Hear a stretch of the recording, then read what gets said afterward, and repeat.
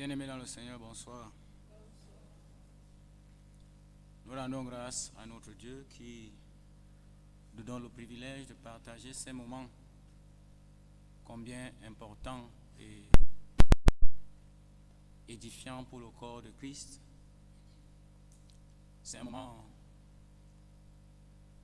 tellement significatif, surtout pour tous ceux qui se reconnaissent pécheurs comme moi, de voir qu'il y a un homme qui a accepté de porter un poids et un poids.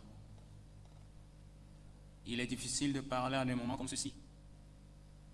Parfois on se demande que dire, et même parfois on peut se demander qui parle, et parfois même on peut se demander qui suis-je, si ce n'est qu'un rejeton que celui qui a tout donné a racheté. Alors, pour ceux qui sont même déjà en train de se secouer un peu, en disant c'est celui qui aime toujours secouer, je ne pense pas que ce soit il faudrait secouer quelque chose. La seule chose qu'il faudrait faire, c'est méditer. Méditer sur ce qu'il a fait. Et il n'y a que lui qui l'a fait. Personne d'autre ne l'a fait. Et personne d'autre ne le fera. Qu'on ne vous mente pas. Qu'on ne vous trompe pas là dehors. Un seul l'a fait une fois pour toutes. C'est Jésus. Normalement, si tu le sentais dans ton corps, dans tes membres, dans ton être, comme moi, quand on dit qu'il n'y a que lui qui l'a fait, tu allais quand même pousser un youyou. Il n'y a que Jésus qui l'a fait. Vous savez, la tristesse est de savoir ce que nous sommes, mais à savoir ce que lui l'a fait. En réalité, que tu sois triste ou pas, lui l'a déjà vaincu. Comprenez? Christ ou pas, Jésus a déjà... On ne revient plus sur ça. C'est arrêté. C'est fini. C'est pourquoi en cette période, c'est vrai, à voir que malgré tout ce que le Seigneur a fait toujours, nous blessons son cœur par notre façon de faire, de vivre et d'être. Mais parfois, quand tu te retournes et que tu vois celui qui marche toujours derrière toi, il faut lui faire un peu de grimace. Fais-lui un peu de grimace en disant que... Comprends? Parce qu'il ne peut plus rien. Là où il est là, c'est un gars qui est fini. Oui, parfois il faut faire ça aussi. Ce soir, nous parlons des 7 aspersions du sang de Jésus-Christ. Nous allons élucider ensemble les 7 aspersions du sang de Jésus. Déjà, ce qu'il faut comprendre, c'est que le sang qui a été recommandé par Dieu lui-même, que ce soit sur le plan de la préfiguration des choses qui annonçaient les choses à venir, que ce soit dans la réalité de l'accomplissement de la promesse dans le sacrifice de Jésus. Que tu sois d'accord ou pas, si tu ne mets pas le sang, tu es condamné et tu es condamnable. En Égypte, il y avait des gars qui n'étaient pas toujours d'accord avec Moïse. Il y avait des gars qui étaient toujours prêts à contester contre Moïse. Mais quand Moïse a reçu la parole qui disait « L'ange de la mort et de la destruction passera cette nuit.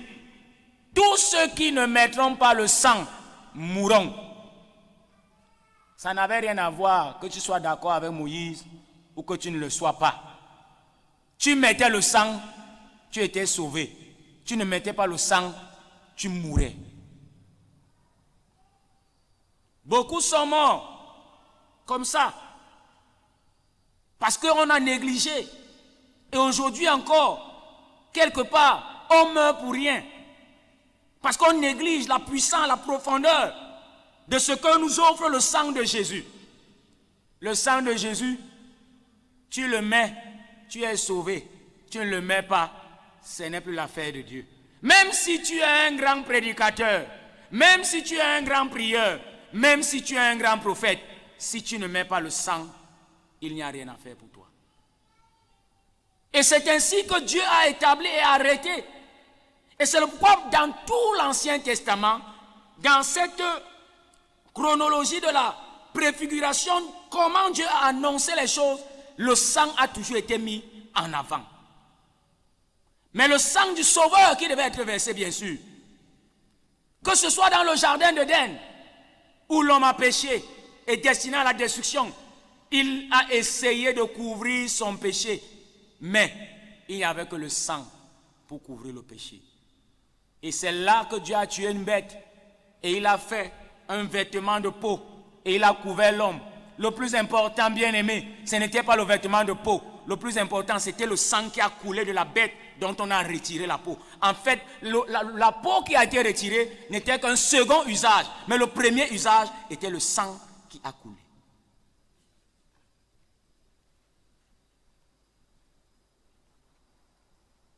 Dieu avait déjà arrêté la mort d'un homme. Vous savez, on peut prophétiser sur tout, on peut prédire sur tout, mais le jour où on prédit sur ta mort, tu as l'impression que c'est même ce même jour que tu es mort. Vous savez, il faut souvent blaguer, même quand vous êtes trop amis. Ne blague jamais pour dire à quelqu'un, je t'ai vu mort aujourd'hui. Parce que même dans la blague, si tu lui dis, je t'ai vu mort aujourd'hui, votre amitié va s'écarter. Mais Dieu a arrêté, il a même prédestiné son fils à mourir. Et tous les textes nous le font comprendre. Je vais prendre 3 exemples qui nous donnent de comprendre que la mort de Jésus est une mort prophétique. La Bible dit, d'ailleurs le texte que nous venons de suivre lecture, Ésaïe 53, 12 nous dit qu'il a été mis au nombre des malfaiteurs. Ce n'est pas par hasard que Jésus a été crucifié entre 2 bandits. Ce n'est pas par hasard. Dieu l'avait déjà prédestiné. C'est des signes qui manifestaient que c'est l'œuvre de Dieu qui est en train de s'accomplir. Afin que quiconque n'avait pas cru à cet instant croit que c'est Dieu qui l'a fait. Il y a des choses qu'il est difficile d'accepter et d'admettre, même dans nos vies propres. Quand ces choses arrivent, on se demande, est-ce que Dieu peut vraiment être l'auteur d'une telle chose? Il y a des choses qui dépassent l'entendement des hommes, mais dont Dieu peut être l'auteur. Comment le Fils de Dieu, même s'il fallait qu'il meure sur la croix, est-ce que tous ceux qui sont morts sur la croix sont morts entre 2 brigands? Non. Mais parce que ça a été arrêté et prédestiné, annoncé par Dieu, des choses qui dépassent l'entendement humain, il fallait que le Fils de Dieu, le Saint de Dieu, soit crucifié entre 2 brigands. Parce que dès le moment où il avait porté sur lui le péché de l'humanité, il n'était rien d'autre qu'un brigand. Le Saint de Dieu, mis parmi les brigands. Et aujourd'hui, quand tu marches, c'est avec orgueil. Mais en fait, notre orgueil devait être du fait que Jésus nous a délivrés de la vie de brigand. Vraiment, excusez, il faut que nous le disions. Jésus nous a délivrés de la vie des brigands. Dis à ton voisin que Jésus nous a délivrés de la vie des brigands. En fait, lui, il a porté ça pour que nous ne soyons plus des brigands. Mais quand même, quand on voit aussi comment on marche, on a besoin de dire, c'est comme si on va encore dire à Jésus que viens encore nous enlever de la vie des brigands.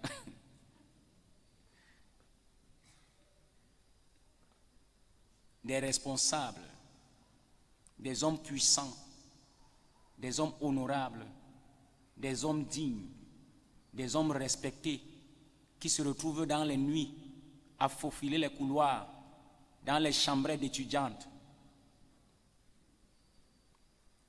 N'est-ce pas toujours la vie des brigands?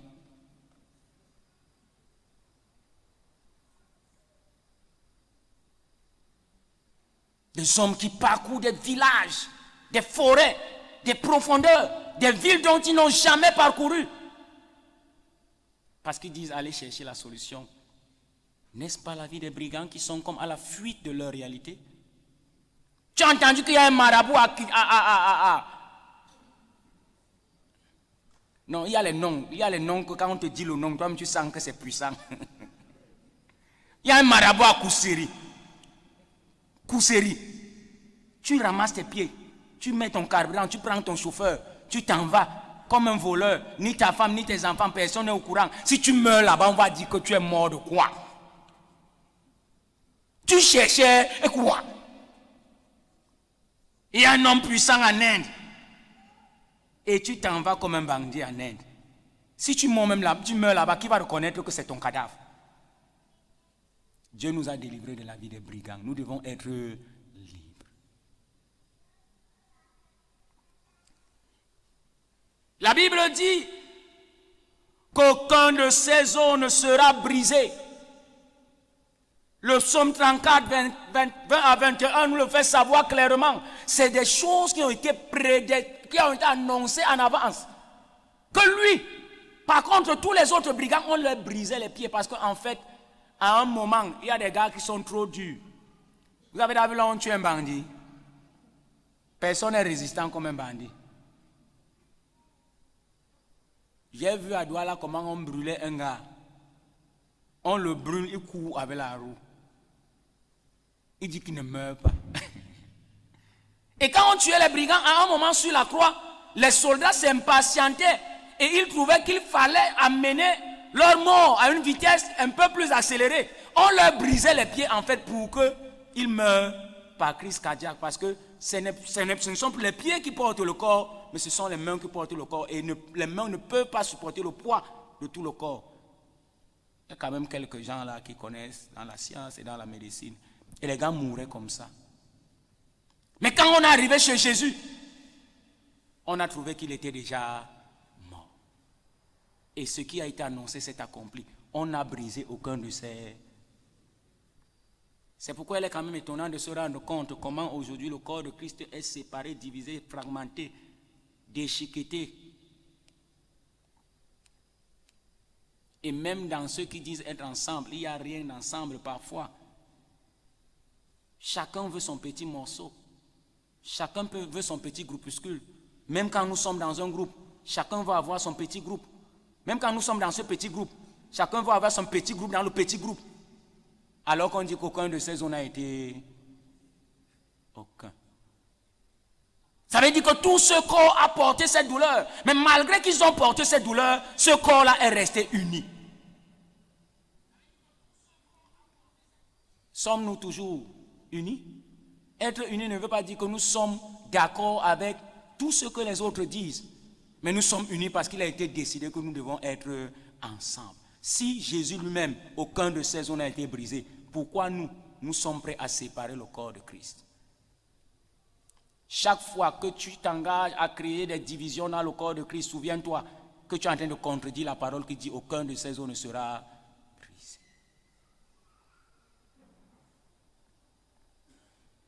La parole dit, ils verront celui qu'ils ont percé. Ils le verront. Et là, c'est Jésus lui-même qui parle. Jean 19, 37. Ils verront. Ils l'ont percé. Et ils le verront. C'est pourquoi même quand il s'est présenté aux disciples,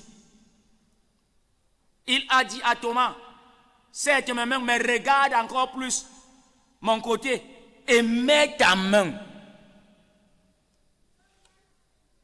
Il n'y a pas de confusion. C'est le seul sauveur.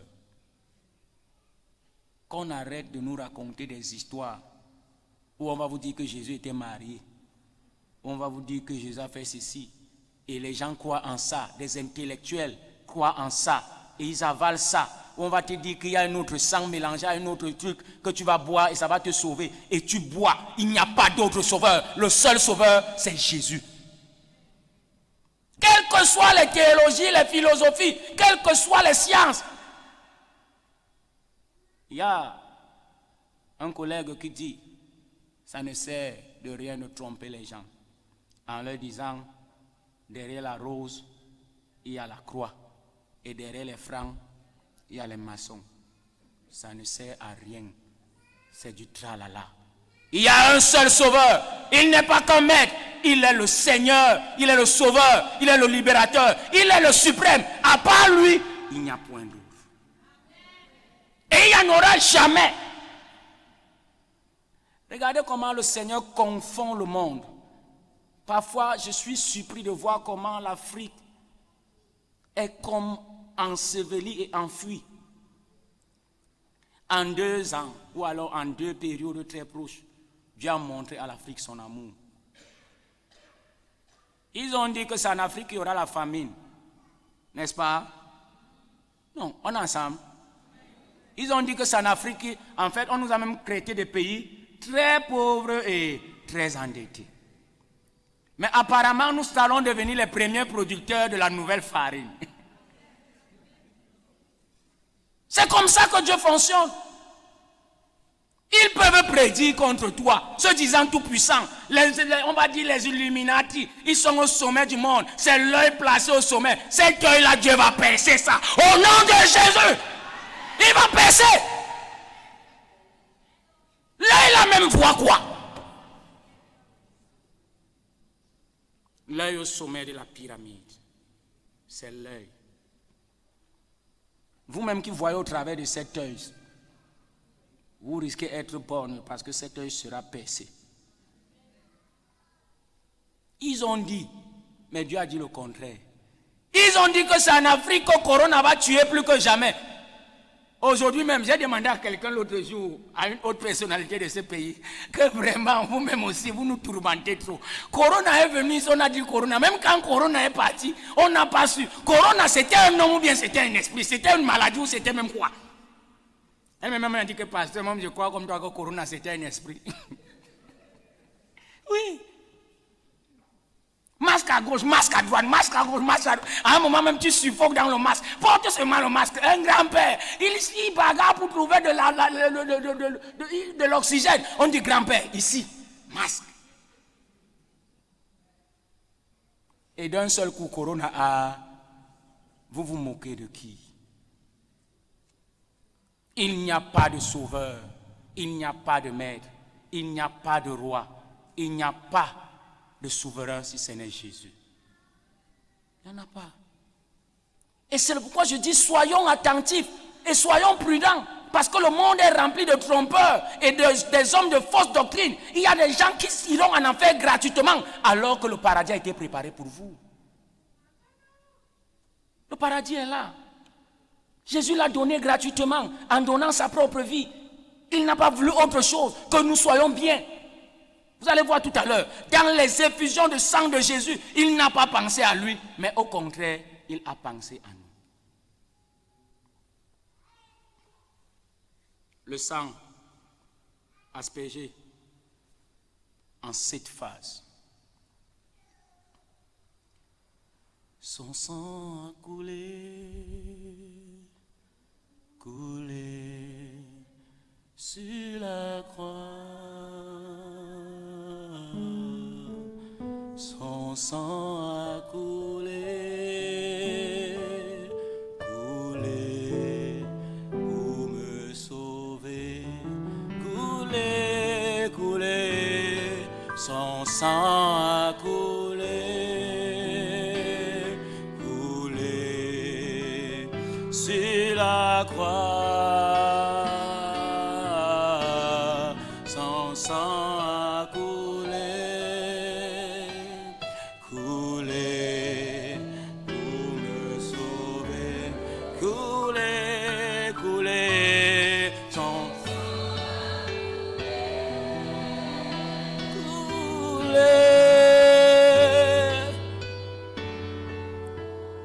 oh, son sang a coulé.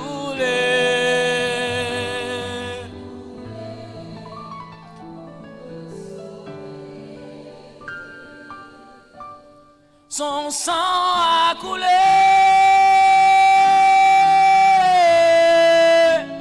sur la croix.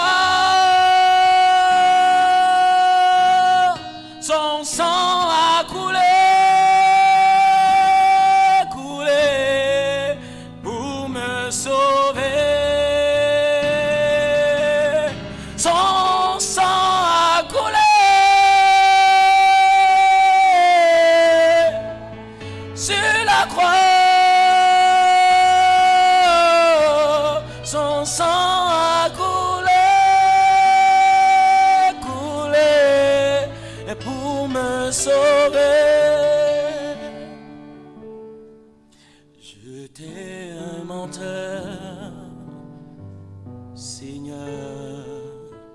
sur la croix, tu m'as arraché.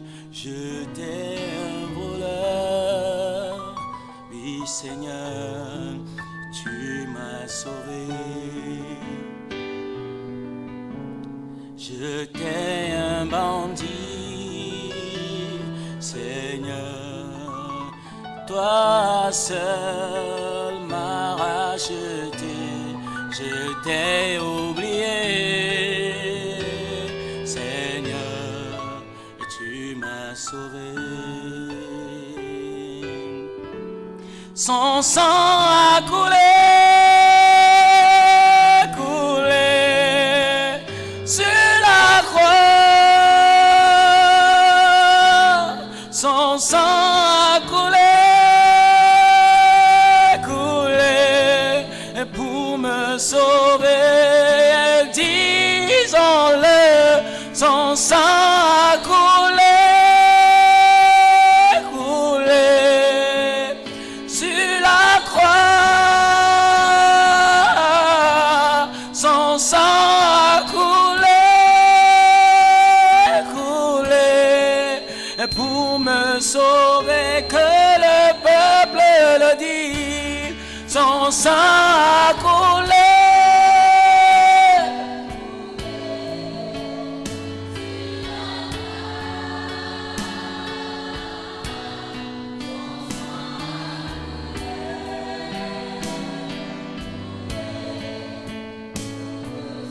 Il coulait, coulait, coulait, coulait.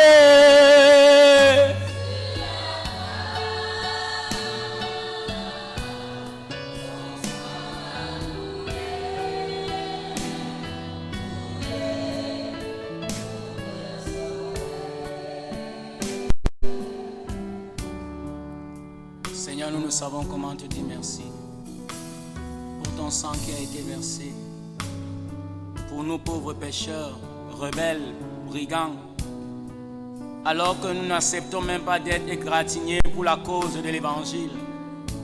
Nous n'acceptons même pas d'être blessés un instant pour la cause de l'évangile.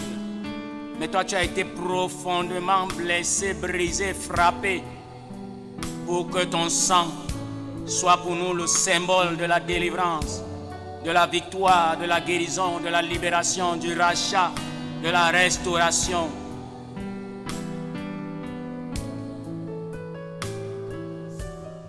Oui, coulez, coulez.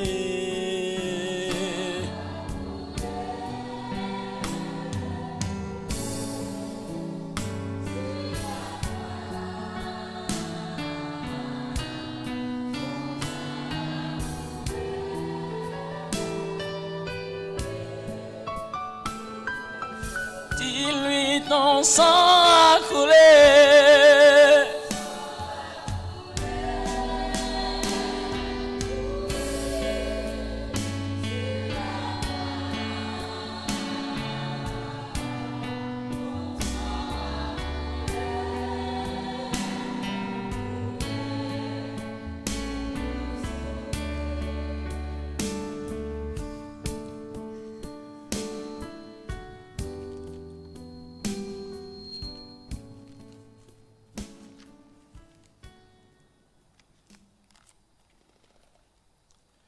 Cette fois, il a versé son sang.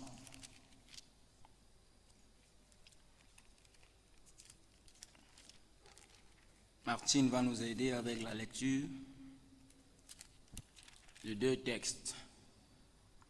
Lévitique 16, verset 19, et Lévitique 26, le verset 18. Lévitique 16, verset 19, et Lévitique 26, le verset 18.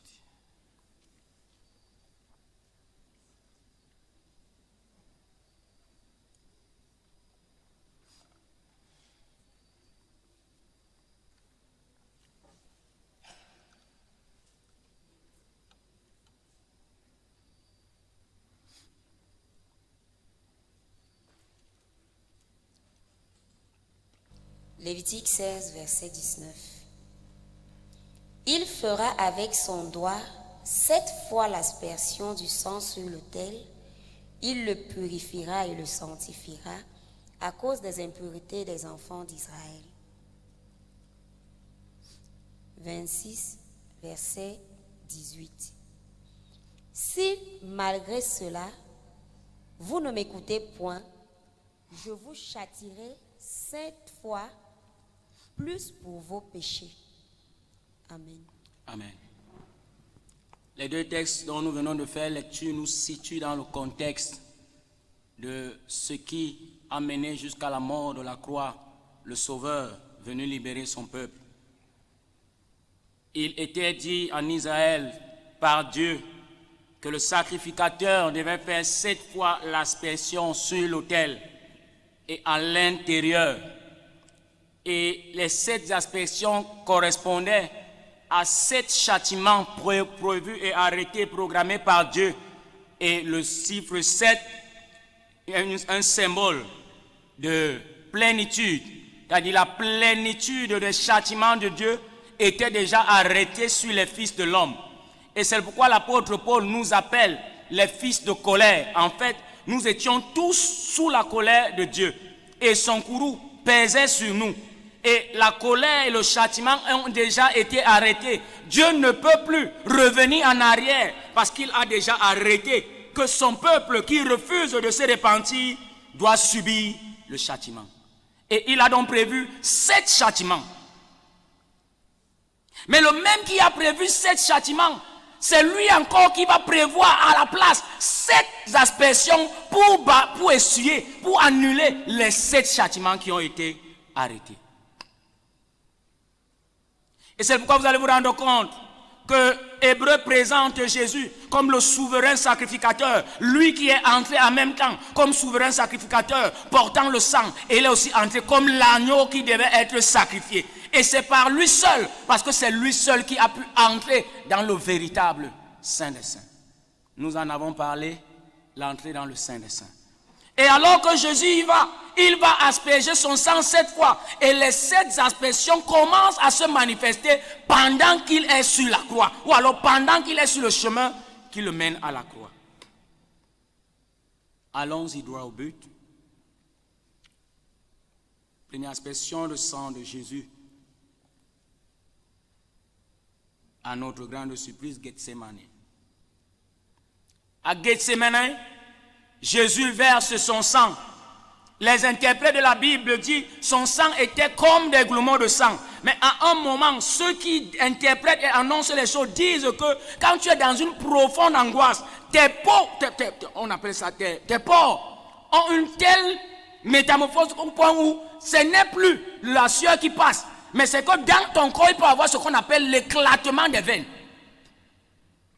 Donc, on essaye un peu de diminuer en disant que c'était comme le goulements de sang, mais alors que c'était la sueur. Mais en réalité, à Gethsemane, Jésus a commencé à verser son sang. Il suffit de voir ce que signifie Gethsemane. Gethsemane veut dire pressoir d'huile. Gethsemane veut dire pressoir d'huile. Donc ça veut dire qu'en fait, à Gethsemane, Jésus a commencé à vivre lui-même l'oppression de la mort atroce qu'il allait vivre sur la croix. Et alors que Jésus a vécu cela, ça a une symbolique, ça a une signification importante dans ta vie. Jésus a accepté porter l'angoisse, porter le tourment, au point où, alors que ce soit le sang, alors que ce soit la sueur, ça a été le sang, pour te dire que dans tes angoisses, dans tes tourments, tu ne vas plus verser le sang, parce qu'il y a le sang de quelqu'un qui a déjà coulé. Il est triste de voir comment les gens meurent par angoisse. Vous le savez, n'est-ce pas? Même parmi nous, il y a des gens qui sont angoissés à la mort à cause des situations de la vie. Mais Jésus à Gethsemane a accepté porter ce poids pour que tu ne sois plus dans les mêmes angoisses. En réalité, quand tu es angoissé, tu devrais te souvenir qu'il y a quelqu'un qui a vécu tes angoisses et il n'y a plus place pour tes angoisses. Dis à ton voisin, il n'y a plus place pour tes angoisses. C'est pourquoi l'apôtre Paul dit soyez toujours joyeux. Il n'y a pas de raison que tu dises que je suis fâché. Qu'est-ce qui t'énerve? Demande même à ton voisin que depuis que nous sommes même là, je vois ton visage un genre. Qu'est-ce qui t'énerve même? Il y a quoi? Il y a les voisins là, ils essaient d'intimider les autres, un genre. Il y a quoi? Dis à ton voisin, ne t'énerve pas. Jésus a subi l'agonie, il a subi l'angoisse. Et au point où son sang a coulé pour te faire comprendre que tout ce qui vient te créer l'angoisse, l'agonie, Jésus l'a déjà résolu et considère que c'est fait. Il y a des situations dans lesquelles Satan va te faire croire qu'il n'y a plus rien à faire. Il y a toujours à faire, même ça a même déjà été fait. Comment on cherche à faire ce qui a déjà été fait? Il y a l'un de mes pères qui me disait à l'école des évangélistes qu'il y a une seule chose dont je me suis rendu compte que Dieu ne peut pas faire. C'est que Dieu ne peut pas faire ce qu'il a déjà fait. Ce qu'il a déjà fait est fait. Dis à ton voisin, arrête d'être angoissé. Il y a les gens carrément, quelqu'un conduit la voiture, il gare en plein milieu de chaussée et il dit que mais comment, c'est même quel genre de problème. En fait, tu es tellement angoissé que tu gares au milieu de la chaussée. Qu'est-ce qui ne va pas? Tu arrives à la fête, on te sert comme tout le monde, tu ne manges pas. Il y a même les gens, on croit qu'ils sont malades. Ils ne sont pas malades, ils sont angoissés. Dis à ton voisin, c'est fini. Même si c'est l'angoisse du travail, même si c'est l'angoisse de quoi, cette angoisse n'a pas sa place parce que Jésus a déjà subi l'agonie. Il a subi l'angoisse. Sois libre et sois leste. Vous savez que Jésus travaille plus par ça.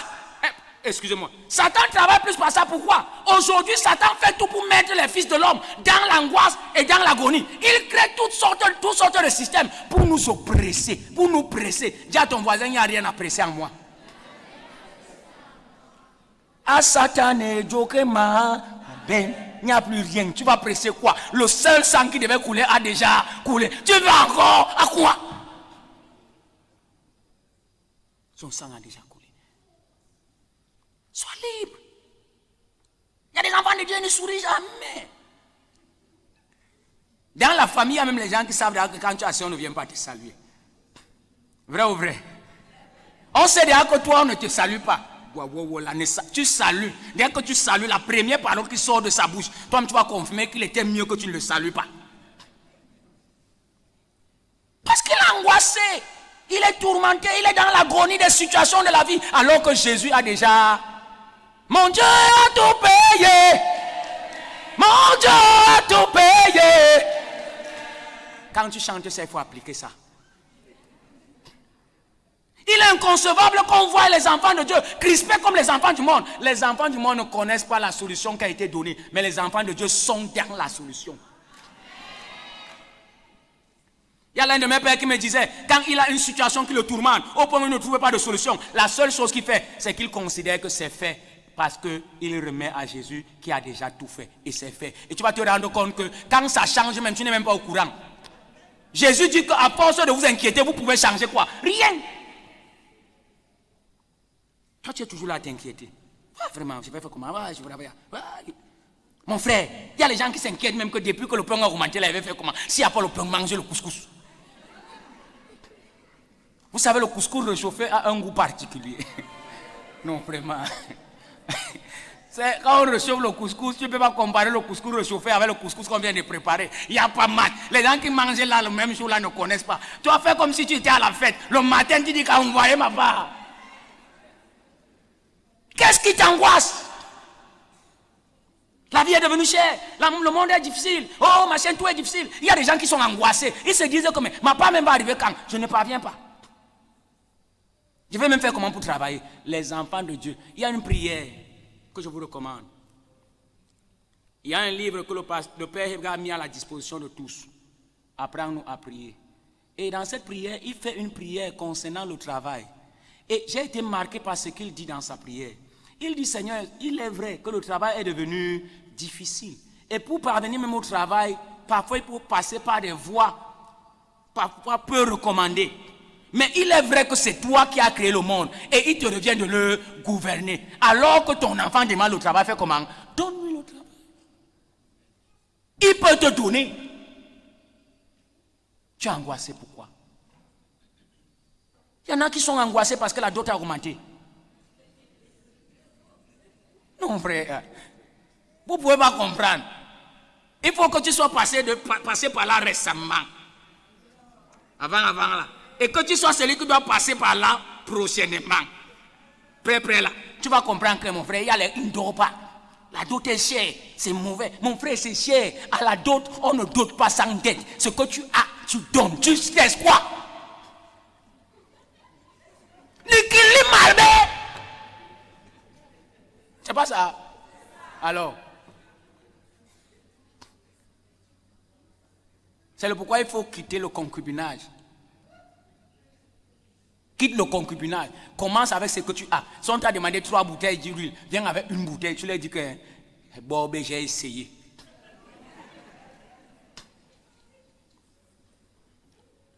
Jésus a versé son sang, comme nous le savons, par la couronne d'épines. On a posé sur sa tête une couronne d'épines, alors que ce qu'on devait poser sur lui, c'est une couronne en or. En fait, vous savez, quand moi j'étais petit, j'avais mon phénomène. Mon phénomène était que j'avais calculé et je me suis rendu compte que la viande ne rassasie pas. Et j'ai grandi dans les coins très compliqués. Quand je vois ma fille aujourd'hui, parfois, il fouette sur elle que mon ami, tu blagues que tu ne manges pas. Ça va? Qu'on doit te suivre pour que tu manges. Parce que je me rappelle, comme si c'était hier, il y avait le coin où mon frère, on vous sert à 8 sur un même plat. Et on vous dit, à vos mains, prêt. Avant de dire pas, c'est fini, tu commences à pleurer, tu te couches au sol. Alors, quand j'allais en congé, là, on servait chacun dans son plat. On servait toujours beaucoup le riz et une petite viande. Mais moi, je savais déjà que la viande ne rassasie pas. Ce que je faisais, c'est que je te donne ma viande et tu me donnes tout ton riz. C'est fini, non? Marché conclu. On t'a parlé, tu me mets, je mets. C'est fini. C'est ce que Jésus a fait. Alors que c'est Jésus qui devait porter la couronne de gloire, la couronne en or, Jésus a préféré porter la couronne d'épines. Pendant qu'il portait la couronne d'épines, où était la couronne de gloire? Avait-elle été jetée au sol? Avait-elle été balancée? Il a accepté pendant cet instant de porter la couronne d'épines pour que par la couronne de gloire, il te sorte de toutes tes situations d'humiliation. Des enfants de Dieu qui sont toujours là à croire que l'humiliation, Jésus a été humilié. Mais Jésus a été humilié, toi-même tu es humilié. Pourquoi? Il y a des gens qui ne croient pas à la gloire. Ils se disent que la gloire est impossible. Et ils ont donné la gloire aux hommes du monde. Ils disent que pour avoir la gloire de ce monde, il faut être sectaire. Qui vous a dit ça? Il y a des gens dans ce pays qui sont puissants. Dans ce pays, puissants, placés en poste. Ils ne sont pas dans les sectes. Parce que Jésus est capable de donner la gloire. Il a porté la couronne d'épines pour que tu portes la couronne de gloire. Mais est-ce que tu crois en ça? Parce que si tu ne crois pas en ça, tu auras des problèmes. Quand on va te dire que si tu ne fais pas ça, tu ne peux pas avoir ça. Dis à ton voisin que même si je ne fais pas ça, j'ai déjà eu ça. Parce que Jésus m'avait déjà donné la couronne de gloire.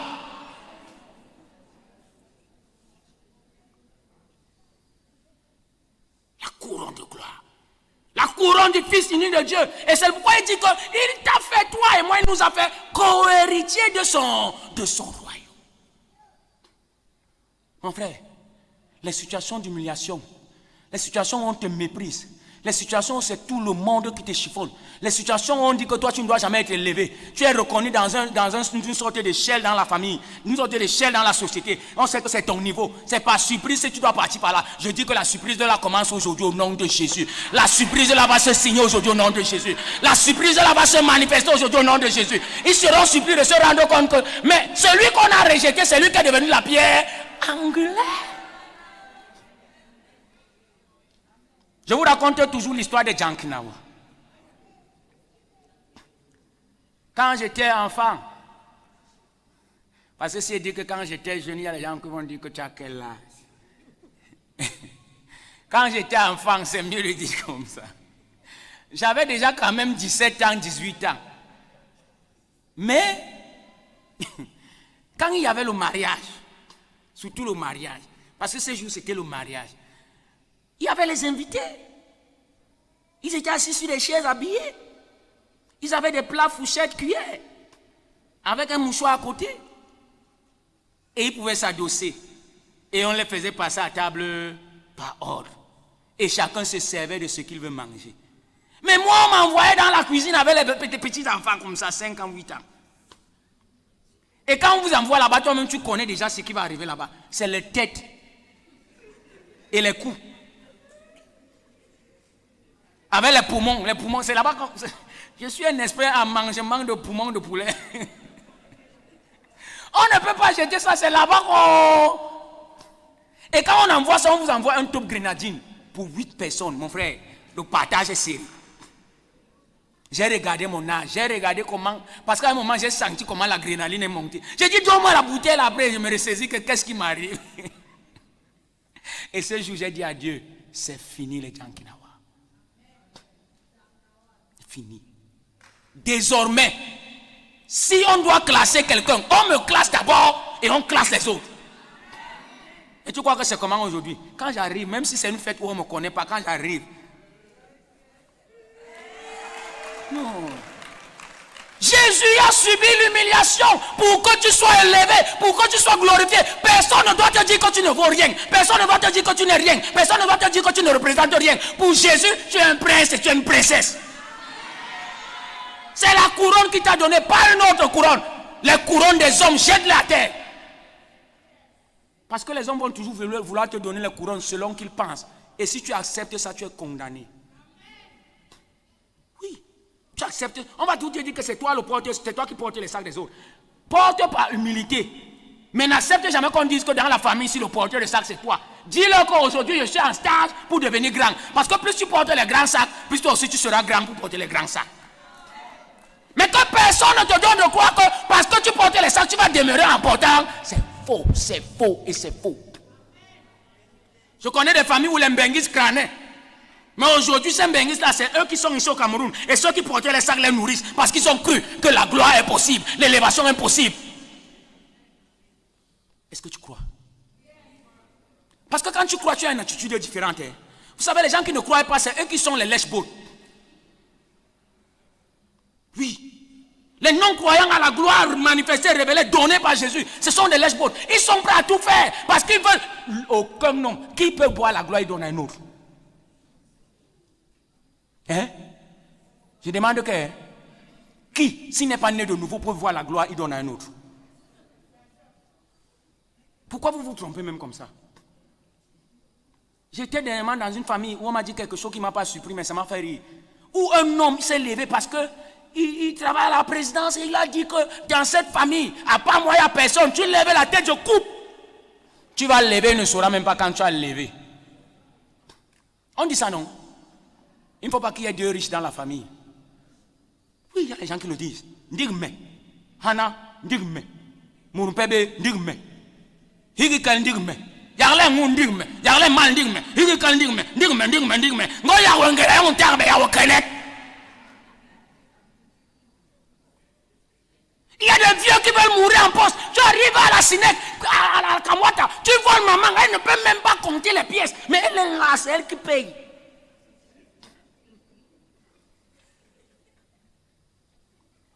Parfois même, c'est toi qui lui dis que maman, tu m'as remboursé plus.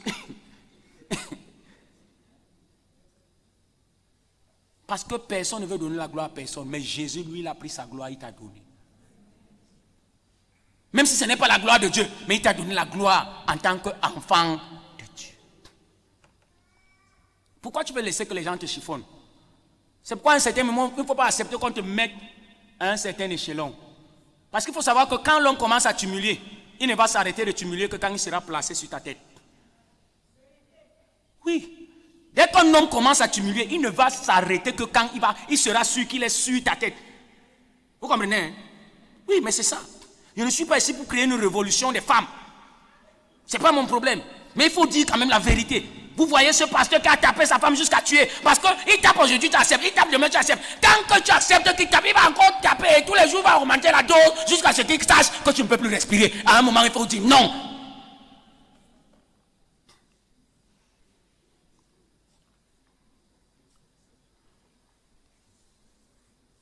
Jésus a subi la flagellation dans son dos.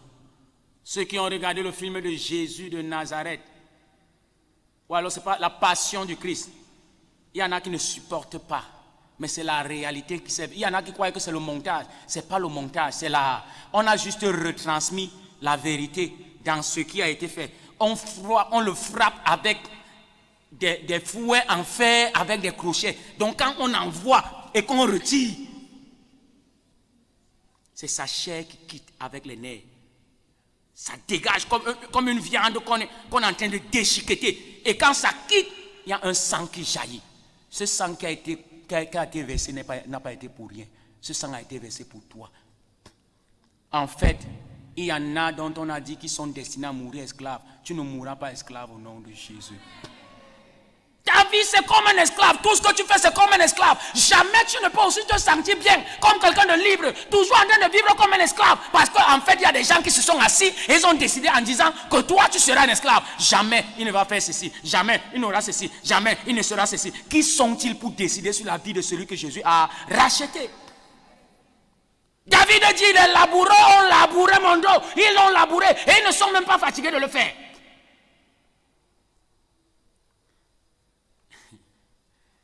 Je ne l'ignore pas. Je ne suis que là pour un court voyage. Quand est-ce que les Européens vont arrêter de labourer les Africains? Vous savez, quand tu as ce genre d'habitude, Dieu crée toujours un Dieu. Crée toujours un Dieu. Tu rencontres un Dieu et toi-même tu comprends qu'on ne laboure pas tout le monde. Et je voudrais que ce soir tu sois de ceux qu'on ne laboure pas au nom de Jésus. On a longtemps labouré, c'est fini. Et tu sais, quand tu dis qu'on ne doit plus me labourer, on va te traiter de rebelle, on va te traiter de sataniste, on va te traiter de tous les noms. Parce qu'on aime que tu sois sous l'esclavage. Qu'est-ce que Pharaon dit? Pharaon dit, laissons-nous partir Israël, dont nous avions les services. De qui d'autre aurons-nous les services? Ils vont se chercher qui d'autre va leur donner les services. Toi, tu as été destiné à sortir de l'esclavage au nom de Jésus. Il y a des gens qu'on ne libère pas.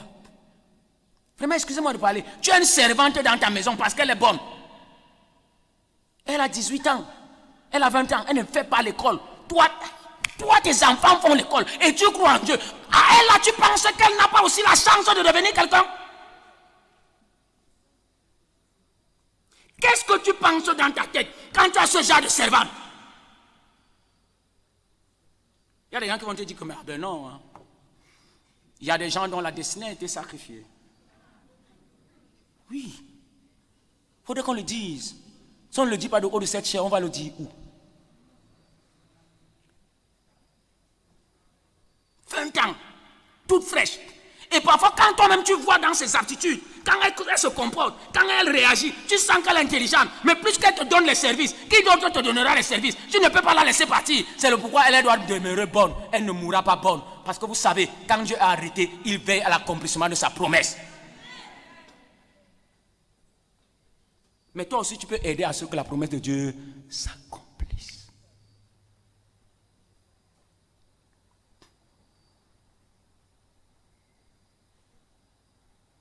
Je me souviens, il y avait un monsieur dont le cousin a fait confiance.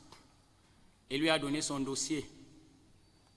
Et lui a dit, je te fais confiance parce que tu es le chargé des ressources humaines dans l'entreprise. Tu vas me permettre de travailler. En fait, il ne savait pas que son oncle est entré avec une licence. Et lui qui vient, il vient avec un master 2. Il n'a pas su que c'était un crime grave. Parce que même quand vous partez souvent demander l'aide aux gens, il faut réfléchir. Hein. Qui vous a dit que Dieu nous a donné la tête pour ne pas réfléchir? Il faut... Toi, si tu restes comme ça, tu dis... Il a donné le dossier. Et son oncle a dit, où? Ça va passer par où? Il s'est assis dessus. Mais quand Dieu a déjà arrêté, hein, il a arrêté. Je ne sais comment cet enfant a réussi à entrer en stage par une vague qu'on avait pris comme ça.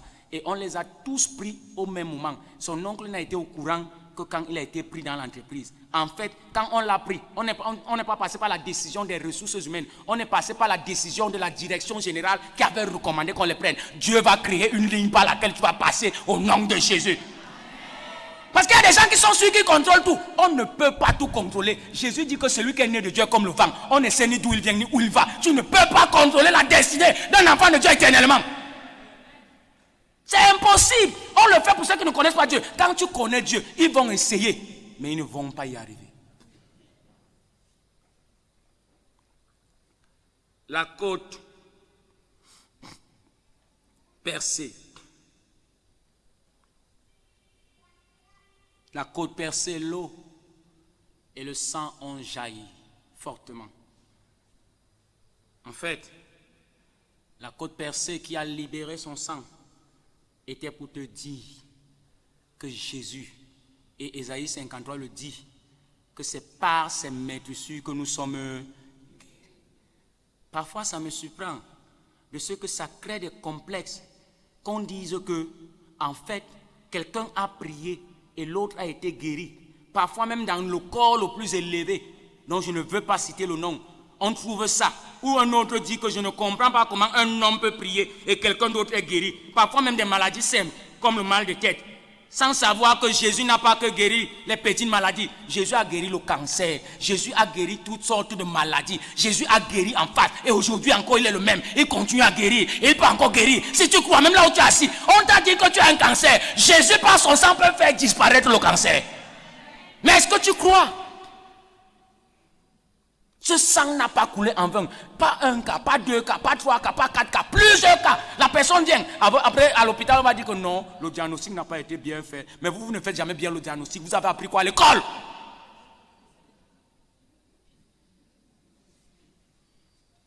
Non, on s'est trompé dans le diagnostic. Les radios n'ont pas donné.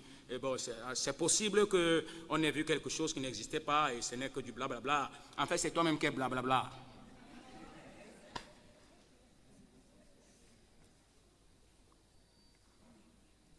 On te parle du cancer, on te parle du mal d'estomac comme une maladie inguérissable. Je te dis que pendant que nous sommes en train de déclarer cette parole, si tu crois en celui qui est mort et qui est ressuscité, pose ta main là sur ton sternum, pose ta main là où ça fait toujours mal. Quand tu veux prier, c'est là où ça fait mal. Quand tu veux faire quelque chose d'important, c'est là où ça fait mal. Quand tu veux voyager, c'est là où ça fait mal. Quand tu veux aller au travail, c'est là où ça fait mal. Pose ta main et tu verras, c'est le sang de Jésus ne te guérit pas. Il y a des gens dont le mal d'estomac a disparu depuis, même dans cette salle, il y en a. Et pourtant, on dit que le mal gastrique ne disparaît pas, n'est-ce pas? Parce qu'en fait, il n'y a rien pour guérir. Les remèdes ne peuvent pas guérir, mais le sang de Jésus peut arriver là-bas et il guérit et tu n'entends plus jamais pas. Quelle est cette vie que quelqu'un ne peut pas manger le noura-loba? Quelle est cette vie que quelqu'un ne peut pas manger le poisson brisé? C'est même quel genre d'esclavage?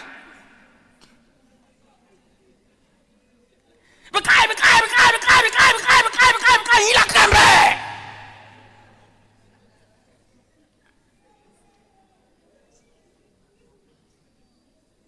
Oui, bon, nous sommes à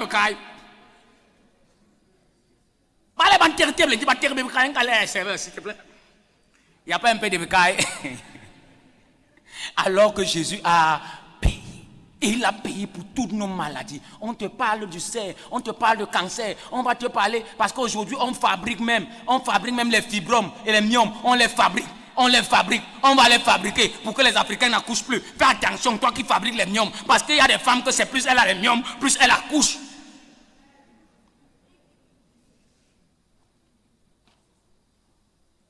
Ils ont calculé en disant que quand il y a le myome ne peut pas permettre la position de l'enfant. Il y a les enfants que mon frère, même avec 4 myomes, le gars se positionne. C'est un vainqueur. Les gars demandent mais l'enfant là est où? On ne voit que des myomes. Le gars est dedans. 9 mois le gars. Et à un moment, c'est lui-même qui éclate les myomes. Dis à ton voisin, tu es un vainqueur. En fait, les myomes ont été destinés à t'éclater. Mais plus tu prends du poids, plus tu grandis dans le ventre de ta mère, il y a quelqu'un qui est en train de grandir dans le sein de Dieu. Et il va éclater les myomes spirituels au nom de Jésus. Myome.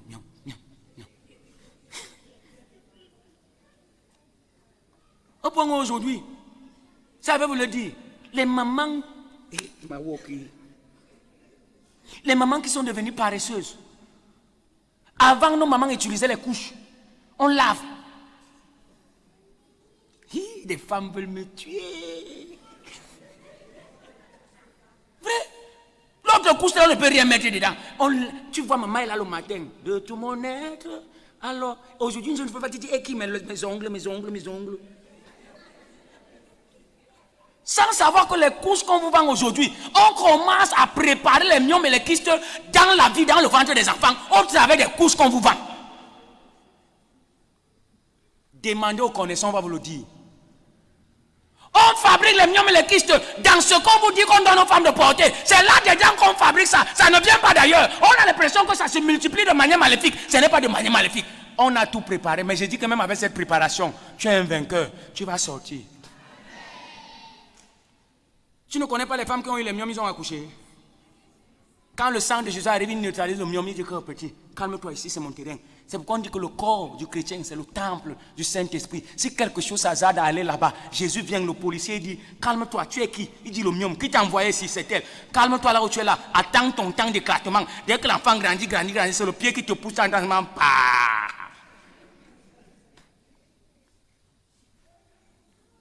Il a versé le sang de la côte. Il a libéré la pleine vie. Quelle est cette maladie qu'on t'a dit qu'elle est inguérissable? Je voudrais que tu la défies ce soir au nom de Jésus. Et que la semaine, la veillée pascale reste pour toi un moment inoubliable et historique dans ta vie. Parce que Dieu va guérir ce soir au nom de Jésus. Il y a des gens qui croient que pour que Dieu guérisse, il faudrait qu'on dise que Dieu va guérir. Dieu guérit sans le consentement d'aucun homme. Et je vais même vous dire, les personnes qui ont expérimenté les plus grandes guérisons, les ont expérimentées chez eux. Il y a une femme qui me disait hier, pasteur, quand on m'a annoncé cette nouvelle, je suis entré dans ma chambre. Je n'ai dit à personne. J'ai pleuré devant Dieu pendant une semaine et je lui ai dit, Seigneur, tu ne permettras pas. Je crois en toi. Je crois en elle a prié, je crois en ton sacrifice, je crois en toi. Elle n'a appelé aucun pasteur parce qu'il y a un problème aujourd'hui. Même si on me tue, c'est la vérité. C'est que vous avez pris les pasteurs sont devenus Dieu et Dieu lui-même n'a plus de place dans vos cœurs. Vous avez pris des hommes que vous avez divinisés. En fait, ces hommes-là sont devenus comme vos dieux. Aujourd'hui, Jésus veut parler, mais il n'y a pas la place. Jésus veut la place. Parce que ton corps l'appartient. Elle a prié seule toute une semaine. Et quand elle a fini de prier, paf, un jour, elle se réveille le matin. Elle ressent dans son corps qu'il y a quelque chose qui s'est passé. Il y a quelque chose qui a changé. Elle observe un jour, elle observe 2 jours, elle observe 3 jours, 4 jours sans douleur. Quand elle part à l'hôpital, on lui dit, madame, en fait, vous n'avez jamais été malade. Il y a un policier qui contrôle ton corps. Amen, mon bébé.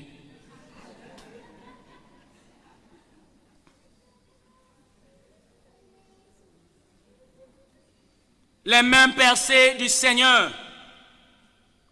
Jésus a accepté que les mains de celui qui était béni et qui bénit, qui donne la vie à tous et qui libère avec générosité ses grâces et ses faveurs, que ses mains soient percées, afin que désormais tu sois le distributeur des grâces et des bénédictions de Dieu. L'apôtre Paul ne dit-elle pas que nous sommes les dispensateurs de la grâce?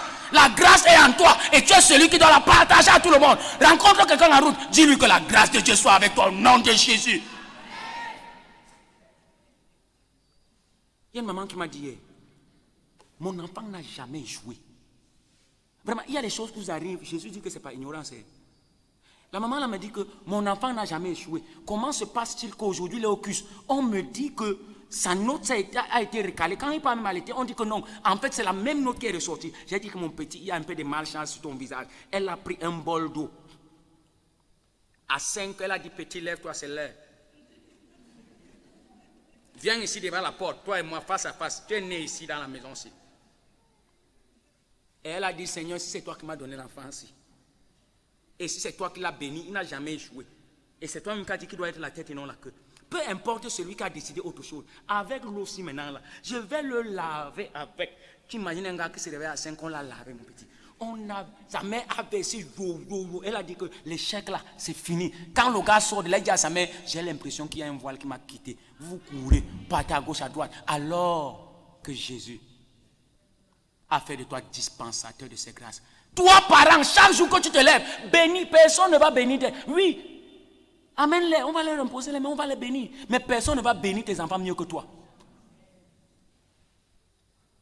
Personne ne peut bénir ses enfants mieux que... Non, mon frère, fais ça comment? Chaque jour que je me lève, même quand je joue avec ma fille, que Dieu te bénisse. Même dans les yeux là, tu es béni au nom de Jésus.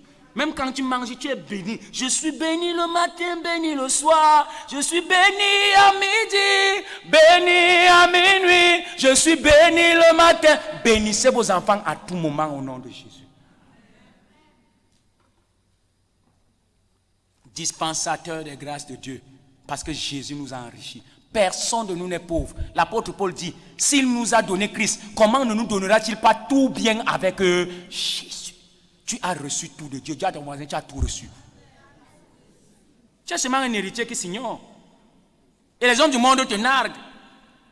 On te fait un petit chantage. Il y a même des gens qui te disent que non, non, si tu ne fais pas ça, on ne te donne plus mon argent. Ne donne plus. Oui, mais parce qu'on sait que tu ne sais pas que tu es riche. Et on te nargue avec la petite richesse. Ne me donne plus. Et parfois même c'est quand tu ne me donnes plus que Dieu se fâche même très mal. Faites l'expérience, qu'un homme te fasse le chantage pour quelque chose qu'il pense qu'il peut te donner.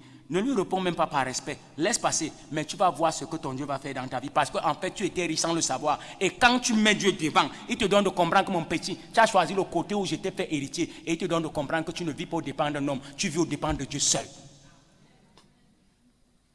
Tu es possesseur de richesses divines. Tu es possesseur des richesses célestes. Et c'est toi le dispensateur. C'est toi qui donnes à qui tu veux. Mais aujourd'hui, c'est toi qui cours pour chercher la richesse. Regardez comment les gens courent pour chercher la bénédiction. Il y a tel là-bas en vanne, tu pars. Non, ce n'est plus en vanne, maintenant c'est à Tropicana, tu pars. Ce n'est plus à Tropicana, maintenant c'est en Kunukomo, tu pars. Ce n'est plus en Kunukomo, maintenant c'est en Simalène, tu pars. Tu es déjà parti. Il y a des gens ici qui connaissent tous les coins de Yaoundé parce qu'ils cherchent les prophètes et les prophétesses. Même les quartiers que tu ne savais pas que ça existe. Vous savez, quand ils sont arrivés en Kolflou, j'ai cru que non, je suis le premier pasteur. Oh, tu parles de quoi? J'ai cru que je suis le premier pasteur en Kolflou. On m'a dit que mon petit, il y avait pasteur ici. Pasteur, nouvelle église, très fort. Les gens venaient seulement en millions. Venez là, tu vois, les gens viennent en milliers, il y a 3000, 4000 personnes assises dans les champs parce que le prophète est là. Mais on dit que l'église est là, apparemment, ça n'a pas fait 3 ans. Après les 3 ans, apparemment, il y a eu un problème de meurtre. Et le problème de meurtre, c'est que c'est le pasteur qui a tué. Et comme le pasteur a tué, l'église a fermé. C'est toujours l'église de Jésus qui ferme comme ça. Et il y a même les gens ici, ils rient, je sens que même ils connaissent là-bas encore le flou. Ils ne connaissent pas l'homme ici, hein, mais ils connaissent là, le type là, ils connaissent. Quand il parle de flou, ils disent, oh, nous sommes à marcher. Le sang de Jésus a coulé de par ses pieds percés. Jésus a accepté qu'on perce ses pieds. Les pieds, symbole d'autorité, symbole de victoire, symbole de domination. C'est pourquoi Jésus dit, tout lieu où foulera la plante de ton pied, je te le donne en héritage. C'est pour te dire qu'en fait, dès que ton pied arrive quelque part, sur ce lieu, il n'y a plus d'autre autorité que ton autorité. Oui. Il n'y a plus. S'il y avait avant, j'ai un pasteur qui aime dire que Ibehala, Tahabe, Alebahala, Indemalo, Itahabe Noa. C'est le pourquoi nous autres, j'ai pris aussi Dieu que vraiment, dans les richesses qu'il m'a donné là, qui me donne aussi l'autre là. Parce que je ne restais pas dans la maison, je ne comprends pas.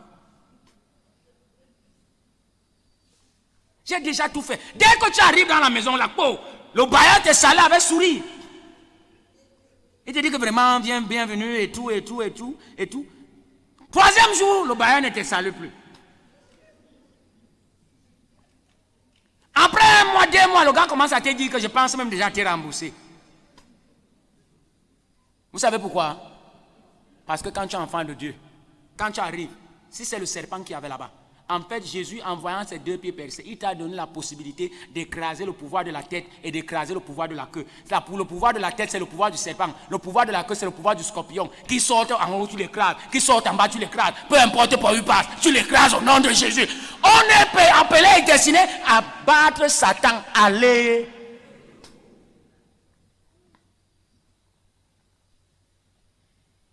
Je suis arrivé dans un deuil où je prêchais et il y a un moment qui a crié là-bas. Quand Manuel me dit, ouais, même pas un son.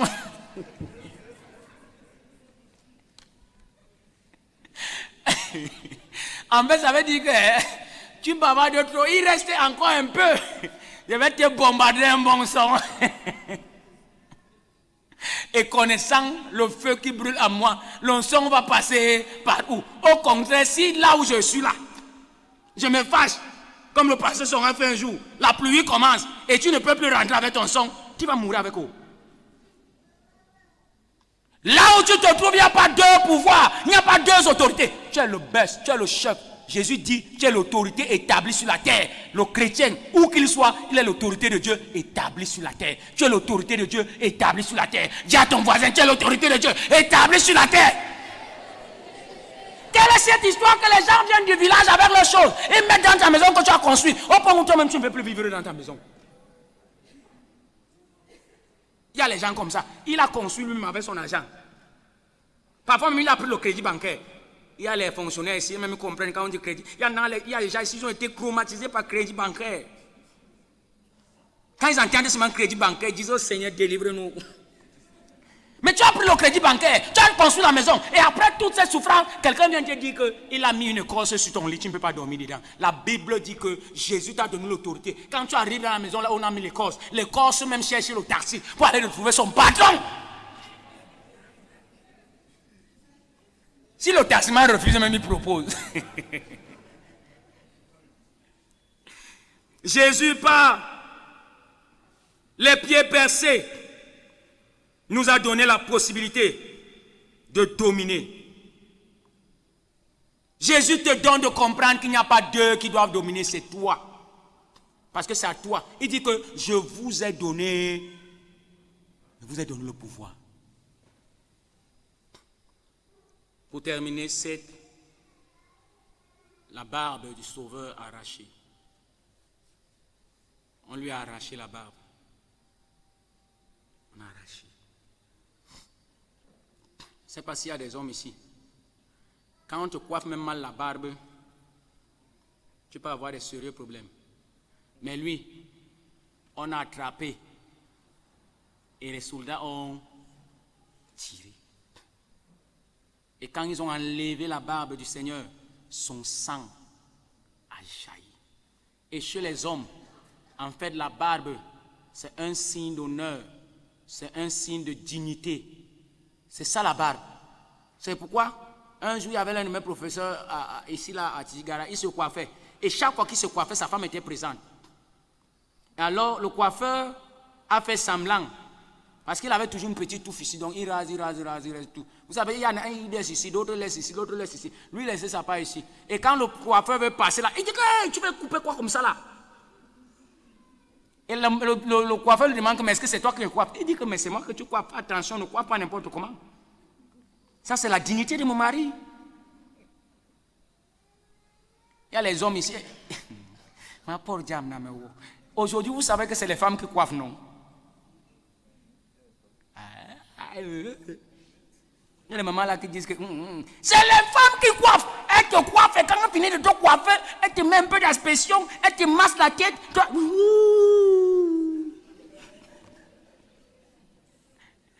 Et maman n'accompagne jamais monsieur se coiffer. Pardon, si y a les mamans ici commencent à accompagner papa se faire quoi? Se coiffe. Parce qu'aujourd'hui c'est les femmes qui coiffent.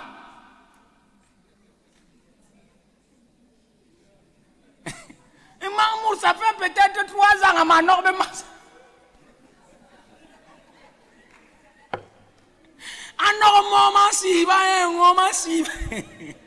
Maman n'est pas là. Et comme maman n'est pas là, le chat partit, les souris là. Alors la femme là, elle était là pour dire que ne touche pas la barbichette de mon mari, pardon, c'est sa dignité. La barbe, c'est la dignité. C'est ça. Quand on t'enlève la barbe, en fait, c'est qu'on t'a enlevé ta dignité. Mais en fait, Jésus a accepté qu'on puisse exclure. Parce qu'aujourd'hui, il a dit, tu es digne, toi aussi, de bénéficier de la gloire. Non seulement de la gloire, mais de l'honneur que Dieu fait. C'est pourquoi vous savez, quand tu es un vrai enfant de Dieu, si tu vis quelque part, qu'on le veuille ou pas, même si on veut te ramener toujours en arrière, sans rien faire, tu vas toujours te retrouver devant. En fait, quand Jésus dit que tu seras la tête et non la queue, tu n'as pas besoin de prendre les raccourcis, tu n'as pas besoin de créer des voies, tu n'as pas besoin de faire des compromis. La tête, ce n'est pas que c'est toi qui cherches, ça t'a déjà été donné. En fait, dès que tu es quelque part, est-ce que pour trouver la tête d'un serpent, il faut marcher de midi à 14 heures? Hein? Pour trouver la tête d'un éléphant, il faut marcher de midi à 14 heures. Dès que tu arrives quelque part, on va tout faire pour te mettre derrière. Même les aveugles vont reconnaître que ici c'est la queue de l'éléphant et ici là c'est quoi? La tête. Tu as été qualifié pour l'honneur. C'est pourquoi ne te gêne pas même si les gens veulent te déshonorer. On va te saboter. On va te saquer. On va te coller des choses. Parfois même tu pleures. Tu pleures quoi? Tu as déjà été qualifié pour l'honneur. Personne ne peut te déshonorer. Jésus a été déshonoré pour que tu sois honoré.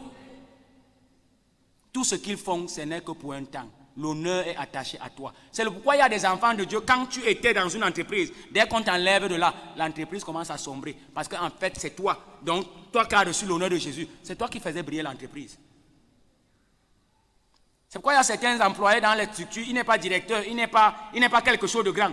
Mais le patron ne joue pas avec lui. Parce que le patron sait que sur lui brille la lumière. Et sa lumière permet que sa société soit éclairée. Tu es digne, tu as été honoré. Dis à ton voisin, Jésus t'a honoré. Peu importe les petites situations de la vie, Jésus t'a honoré. Les 7 aspersions de Jésus, c'est pour que tu ne sois plus la personne qui était hier, mais que tu sois la personne que lui-même, il a rachetée, il a lavé et il a positionné, comme disait quelqu'un. Tu n'es plus n'importe qui, mon frère. Et le châtiment, regardez ce qui se passe, ne tombera plus sur toi. Tombera plus. Satan vous ment. Je ne voudrais pas développer une doctrine qui va frustrer les gens, mais c'est une doctrine qui est vraie.